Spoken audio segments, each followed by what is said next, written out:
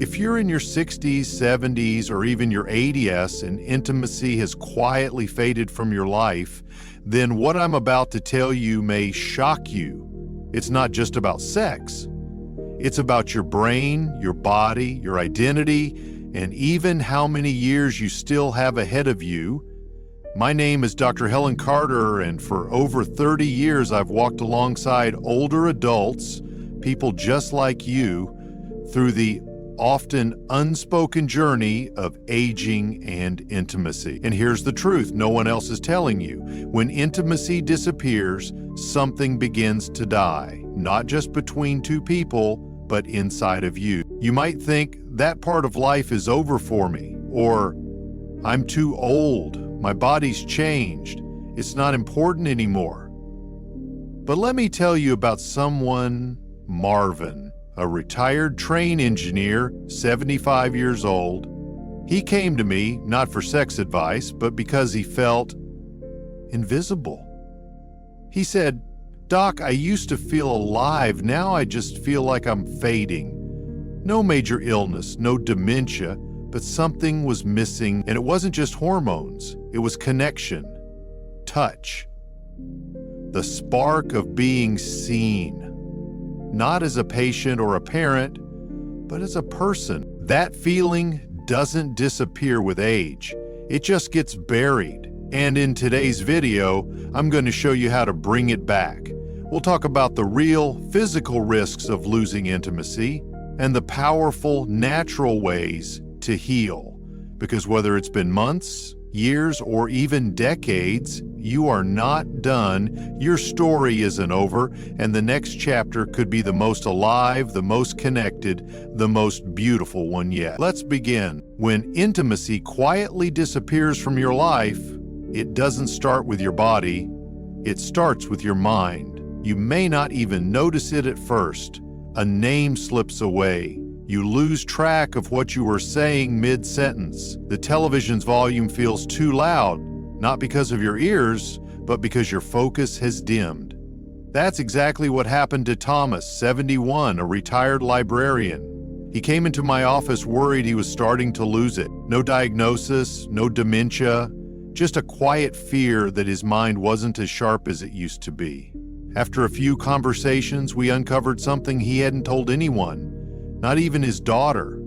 Since his wife passed away 4 years ago, he hadn't been touched. Not once. No hugs, no kisses, no affection, no intimacy. And while most people would shrug and say, that's just aging, science, and experience, tell us something else entirely. Sexual connection isn't just about pleasure, it's about stimulation. When you're intimate, even through a hug or emotional closeness, your brain lights up, blood flow increases, dopamine and oxytocin rise. These aren't just feel-good chemicals. They're fuel for your brain. They help you think clearly, feel joy, stay mentally sharp. When that input disappears for months or years, your brain begins to slow down. Not dramatically, not overnight, but slowly, like a light dimming in the background. Focus slips, mood dips, social energy fades. You stop doing things you once loved, not because you don't care, but because something in you is shutting down. For older adults, this is a silent epidemic. It's not just about memory, it's about motivation, identity, and feeling like you still belong. Here's the hardest part. People rarely talk about it. They blame aging, they accept forgetfulness as inevitable. But what if it's not aging? What if it's loneliness? The brain was built for connection. When it loses emotional and physical intimacy, it begins to adapt to isolation. And that's when real damage begins. The good news, it's not too late. Just like muscles respond to exercise, your brain responds to affection, to touch, to joy, to human closeness. You don't need perfect performance, you just need presence. Even holding a hand, even whispering, "I miss you," even daring to say you feel lonely. These acts send one message to the brain: I'm still here, And that, more than any pill, is where healing truly begins. The mind may be the first to signal something's missing, but the body never stays silent for long. Intimacy doesn't just feed your spirit, it supports your circulation, hormones, mobility, even how you sleep, move, and feel in your own skin. Let me tell you about Linda and Charles, both in their late 60s, married over 40 years. "We love each other," Linda said, "but we've just stopped being physical." Charles sat beside her, nodding quietly. He didn't look unwell, but he admitted something many older men won't. "I'm tired all the time. I've lost muscle, I'm gaining weight, and honestly, I don't feel like me anymore." After more conversation, the connection became clear. Their intimacy had faded, not from conflict, but from quiet assumptions. "We're too old. It's not important now. Maybe this is just aging." But the truth? It wasn't just age. When sexual activity slows, especially after 60, the body begins to lose rhythm. Blood vessels stiffen, circulation weakens, oxygen delivery to the heart and brain drops. Why? Because even mild sexual arousal increases heart rate and blood flow, a natural form of cardiovascular exercise, and the hormonal effects, even more dramatic. Reduced intimacy leads to lower testosterone in men, causing fatigue, weight gain, and depression. In women, it lowers estrogen and oxytocin, triggering joint pain, hot flashes, and mood shifts. These shifts don't come all at once. One day you skip your walk, next you sleep a little worse, you decline invitations, you assume your body is slowing down. But often these aren't signs of age, they're signs of disconnection. And here's what most people don't know. You don't need intercourse to get the benefits of intimacy. Touch, eye contact, skin-on-skin connection. These activate the same healing pathways in the brain and body. It's not about pressure, it's not about performance. It's about presence, being seen, being felt, being real again. And as we'll see next, it's not just your body that suffers when intimacy fades, it's your relationship and even your sense of worth. But the beautiful truth, the body responds quickly to love. A single act of tenderness at any age can trigger healing no medicine ever could. So if you feel older lately, maybe it's not aging, maybe it's your body waiting to feel alive again. The body may show the signs, but the heart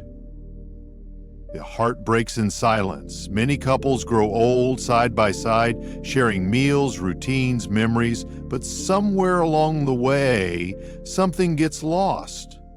Not in arguments, just in absence.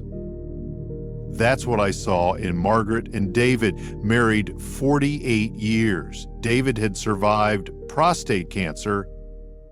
After treatment, intimacy simply stopped. During a visit, Margaret looked at me with tears and said, "I'm proud of him. I love him, but I miss being touched. I miss feeling like a partner, not just a caregiver." That quiet distance, emotional, physical, can unravel even strong marriages. When affection fades, so does the everyday magic. A hand on the back, a kiss goodnight, the feeling that someone still sees you as worthy of desire. Without it, partners stop reaching, stop initiating, stop believing they're still wanted. What's left is a strange kind of loneliness. Not being alone, but being unseen while lying beside someone who once knew you better than anyone. The silence grows. One feels rejected, the other feels guilty. No one says a word. They cope, they adjust, and before long, they're roommates, not lovers. But this isn't just a couple's issue. If you're single, divorced, or widowed, you may carry a deeper fear that intimacy is over, that no one will ever want to touch you again. But I need you to hear me clearly. Desire does not expire. Your worth is not tied to a birth certificate. Whether with a partner, a friend, or reconnecting with yourself, you still deserve tenderness, The erosion of self-worth from disconnection won't show up in blood tests, but you'll feel it in how you walk, in how you care for yourself, in how brightly or dimly you move through the day. But a cold room warms with a single flame, and a hardened heart can soften with a single moment of connection, a glance, a whisper, a simple, "I still see you." It may feel scary to take the first step, to admit, to reach, to ask, but that one step can change everything. It can save your relationship, or your spirit, or both, because emotional distance hurts. But physical disconnection, it doesn't just dim your light, it can quietly shorten your life. That may sound dramatic, but science and my own eyes agree. Robert was 81 when I met him, sharp, funny, alive. I asked him what kept him energized. He smiled and said, "I flirt with my wife every morning. We hold each other every night. And yes, sometimes we still make love." It wasn't youth, it was connection. And studies prove it. Older adults with regular intimacy have lower death rates, better heart health, stronger immunity, because affection releases hormones, oxytocin, serotonin, that fight stress, reduce inflammation, and lower blood pressure. Physical closeness helps regulate cortisol, the stress hormone. Without it, cortisol stays high, causing inflammation, insomnia, and disease. This isn't just emotional, it's biological. When connection fades, the body enters survival mode. You sleep less, move less, worry more, shrink in strength and spirit. And here's the danger. Most accept this decline as normal aging. But what if it's not? What if it's the result of disconnection? Your body was never meant to live without affection. It was built to thrive on closeness, on laughter, on touch, on the warmth of another's skin. From a partner, a friend, or a caregiver, it matters, because intimacy isn't a luxury. It's not a leftover from youth. It's nourishment, like sleep, like food, like air. And when you're deprived, the cost isn't just how you feel, it's how long you live. But here's the best part, you can begin again. People in their 60s, 70s, even 90s can reignite the spark, not because they want to be young, but because they choose to live. So if you feel your energy fading, don't call it aging. Maybe it's disconnection. And maybe the answer isn't in a bottle. Maybe it's in a moment of presence, of touch, of joy. And in this final section, I want to leave you with the most powerful truth of all. It's never too late to start again. If you've made it this far, thank you, not just for listening, but for being open. Because this conversation, it isn't easy. It can stir up grief, shame, and memories you thought were buried. But here's the truth I want you to carry. You are not done. Your story isn't over. Your body hasn't expired. Your heart still wants to be seen, to be touched, to be held, and to hold someone in return. Let me tell you about Eleanor. She was 78, polished, graceful, but her voice trembled when she said, "I don't want to be seen as just a grandmother. I miss feeling like a woman." It had been 10 years since she'd experienced physical closeness.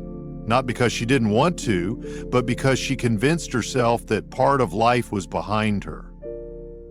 What she didn't know is that the human spirit never stops craving connection, just waits for permission to wake up again. Yes, desire changes, the body changes too, but love, intimacy, presence, those never leave us. So where do you begin? Not with performance, but with courage. Maybe it's saying, "I miss us." Maybe it's reaching out to hold a hand, or letting go of shame or guilt or fear. Maybe it's just remembering that you are still here and you still matter. If you're single, widowed, or feeling alone, this message is for you too. Reconnection can begin with yourself. Take a warm bath and thank your body. Write down your desires. Say yes to community, to friendship, because intimacy is about more than sex. It's about presence, trust, touch, being truly seen. And yes, it may feel awkward at first, but awkwardness is just a sign you're being brave. Every person I've seen walk this journey, they come out lighter, brighter, more alive, because they finally feel like themselves again. So I ask you, if one small moment could bring back your vitality, if one gentle gesture could open a door you thought was locked, what would stop you from taking it?